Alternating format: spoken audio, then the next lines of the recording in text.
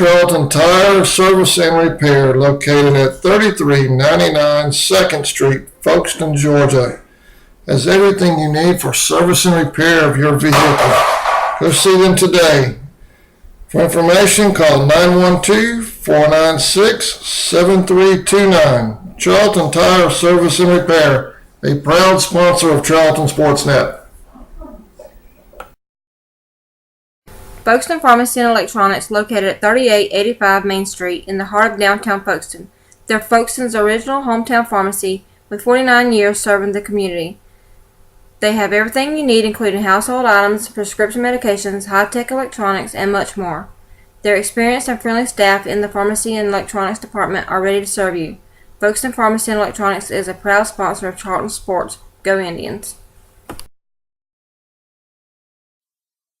Okefenokee Rural Electric Membership Corporation has been providing quality electric service at a competitive price to residential, commercial, and industrial customers in southeast Georgia and northeast Florida since 1939. For tips and advice on how to save electricity and stretch your energy dollars, call 1-800-262-5131 and speak to your marketing representative.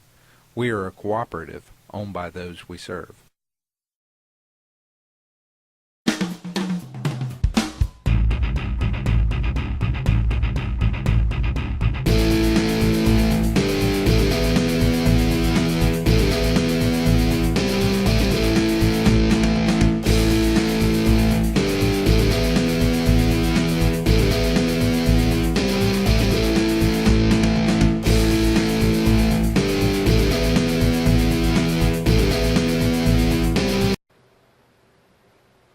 Good evening and welcome back to the Coach Mack Show. It's Turner County week. I'm Adam Bell and with head coach Rich McCorder. Coach, big win Friday night. First thing on everybody's mind seems to be the situation with Brian Sloan. Well, yeah, Brian Sloan is just an incredible football player, but even a more incredible young man. And first play of the game, he took a hit Friday night and hurt his knee, and we don't know the severity of it. I know this evening he's getting an MRI on his knee, and we hope that it'll be not as bad as we think. But again, our thoughts and our prayers and thoughts and prayers of our whole team are really on for Bryant Sloan, and hopefully everything's going to be okay. But again, we're just going to have to wait and see after the MRIs are read. Maybe we'll know something the next 2 days. That's good. I know his dad Roger came up to the press box about late in the fourth quarter and told us that thank God they didn't find any breaks. Yeah, he had an x-ray right away, and the x-ray showed no breaks, but that wasn't what we were really worried about. What we're worried about is ligament damage, and like I said, we hope and we pray that Bryant, it may not be as bad as what it appears initially. We had Dr. Greg Smith was on the sidelines with us. He's one of the best orthopedic doctors in the country, and he's done work on my daughter and a lot of people around here, and he's going to take care of it. He's going to look at it, the MRIs, and do what needs to be done, and we can hope that everything will turn out okay. All right. Well, that's good news. Coach, getting into the football game Friday night versus Adco. Opening night region, as far as the region play goes, offense, defense, special teams all had pretty big nights considering how the season had started. The offense with 290 yards in the air and 100 something on the ground. Well, over 100 yards by Eric Daniels is much needed. We need to get the running game going. And once we took the lead in the fourth quarter, we really felt like that we had to run the ball because there's so much time left on the clock. And what we did was we just really tried to eat up the clock, and Eric Daniels just did a tremendous job of eating up the clock in the fourth quarter, at the end of the fourth quarter, to help put the game away and finished off with a touchdown. But AJ threw the ball over the place, and him and Raekwon hooked up for some big touchdowns, and which we needed. Everybody knows that sees the game that we got to get better on the offensive line, and Coach Murray's doing a wonderful job with those guys. A lot of inexperience there, but again, a lot of pressure on the quarterback. He did a great job of avoiding pressure when he could, and got the ball out and had some big big completion. So offensively, we put up a pile of yards and we put up a lot of points, and that's going to have to continue for us to be successful, especially if we're going to lose Brian Sloan, an inside linebacker. So we're going to need that to hopefully pick us up a little bit. All right, moving on the defensive side of the ball, Coach. The first half, 22-6. Great effort on the defense, especially in the first half. It really did. Later on in the game, we ended up giving up, I think, 3 touchdowns, and it really got to where the game got close there for a while. I think we were within 8 points maybe, or at one point. But our defense, Eric Daniels had 7.5 tackles, along with Travis Ray had 7.5 tackles. Both those guys were inside linebackers doing a great job. Eric Daniels had one of the best football games he's had in quite some time. We hope we're going to see more of this from him, because he's really came on this week and had a great game. And we had to move him to inside linebacker once Bryant went down. And I thought he did a great job at inside linebacker. That might be a better position for him after all. And I thought Travis Ray is continuing to get better each and every week. And he's only a sophomore, but he's getting better each and every week. And I thought he had a really good game at inside linebacker. So defensively, we gave up a few big plays. We gave up a couple of drives, but overall, I thought we had some real good play going on. Inside, we had Lance Carter, 66, and then 65, you had Nick Seiler. Both those guys are sophomores. Both of them are big old strong kids, and did a nice job right there in the middle. I was really pleased with those guys. But with our schedule coming up, our defense is going to have to get better. I like what's going on with our offense, especially in the passing game, and what we saw from Eric Daniels. But again, we got to get better overall as a defense, and we got to get better on the offensive line as we go on. I know in the second half with the late in the game, I think they pulled it within 8 points of us. Lined up in punt formation deep in our end, and Sean Bolden pulled a rabbit out of his hat. He sure did. You know, Sean had to step in and punt for us, because we were missing Thomas Johnson, you know, our kicker, our punter, our extra point guy. He was sick, had the flu, and so we had to, at the last minute, really Friday morning, we had to come up with something else, and we stepped in and chose Sean Bolden to do the punting. I thought he did a great job. We had it wasn't so much a bad snap, but it was terrible protection on the right side. Sean just stood up and looked and saw people coming at him, and he just ran and did a great job and got a big first down, and that was huge. And really, Sean had no other choice but either to let him tackle him right there, or to try to get something out of it. And he did a great job. That was a great run by him, and really pleased with him. Now, you know, as far as our punt return and our kick return, people are no longer scared to kick the Raekwon Anderson. What we've got to do is we've got to do a better job of blocking to get him loose, and people aren't scared to kick to him anymore. But he had 91 yards in special teams, which is good.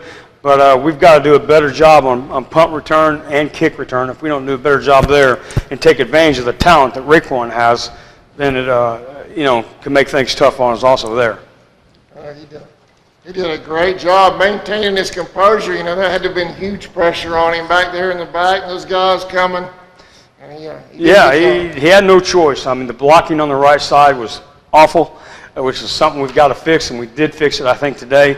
And Rush came in. He had no choice either to run it or take a knee right there, but he did a great job, and that was huge in the game. That was a big momentum changer for us and enabled us to go down and score.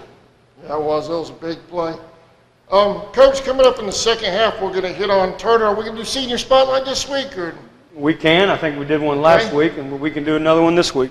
All right, well, we'll do that. We'll be right back after this word from our sponsors.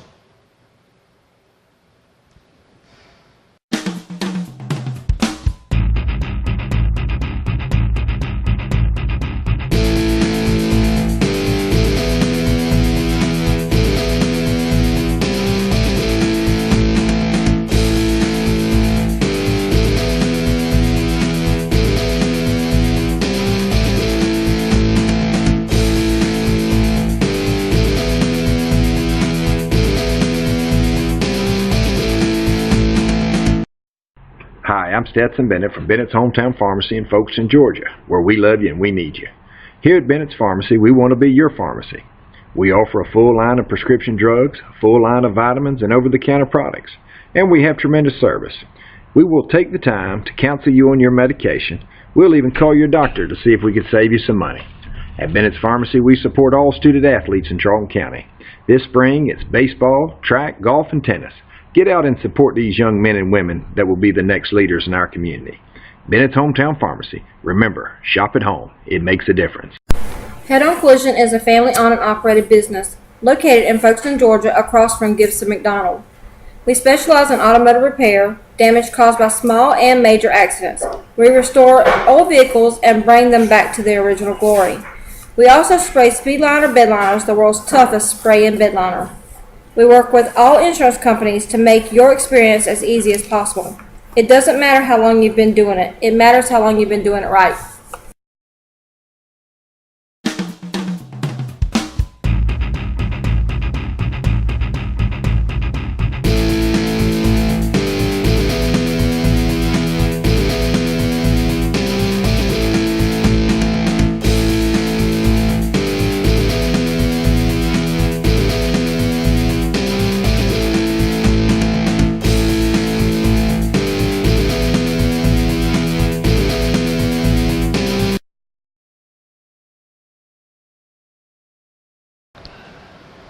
Welcome back to the Coach Mac Show. Let's start off with our senior spotlight coach, number 68, Dustin Shepherd. Dustin is, of course, a coach's kid. His dad coaches with us. Also teaches over at the high school, Bill Shepherd. Dustin has fought through a lot of injuries over his career here. Over the years, he's torn both ACLs in each leg. So he's had to really battle through that. A lot of kids wouldn't have, but he's done a great job battling through that. He does a great job in the weight room. He's starting right offensive tackle for us and has done a good job there and keeps getting better each and every week. He's our only senior we have on the offensive line total this year, so Coach Murray's going to miss him next year. But again, Dustin's an all-around, great guy. He does very active in his church. He's a great student over at the high school. Great job in the weight room. And of course, I'm glad to see he has a relatively free of any injuries so far this year and is able to get a good senior year in. So really happy with the job Dustin's doing and really appreciate working with kids like this who are great in the classroom, great in the weight room, and also give us a great effort over here. A hard worker and is a fine young man as well. Yep, exactly. Congratulations, Dustin. You're our senior spotlight this week. Moving on, Coach, Turner County. Looking at the stats that I was able to find on over on Max Preps, they like to throw the ball. They like to throw the ball around. They spread it around a little bit too. Green, Crockett, and Moore. All three have a lot of receiving yards for 4 games into it. Green seems to be their main guy with 178. Yeah, they of course you got to start off with last year when we played them at Ashburn. They beat us 44-0. I don't even think we came close to scoring that game. They have a lot of kids back. A lot of the same team is back from a year ago. So the thing we're trying to tell our kids is you've got to take this effort you've been giving us the last 2 weeks against Savannah Christian, against Atkinson County this week. You've got to take that effort. You got to make it grow. You've got to actually have a better week this week than we have the last 2 weeks, because these guys in our region, everybody in our region is extremely talented, extremely athletic. Turner County especially, maybe most athletic of any team we play. Tall wide receivers. They got all their wide receivers are well over 6 foot. All of our defensive backs are well under 6 foot. So there's definitely going to be a mismatch there. They love to throw the football, although they can run it. They can run it with the best of them. Offensive formation similar to ours. 2 wide receivers on each side. They go trips, spread.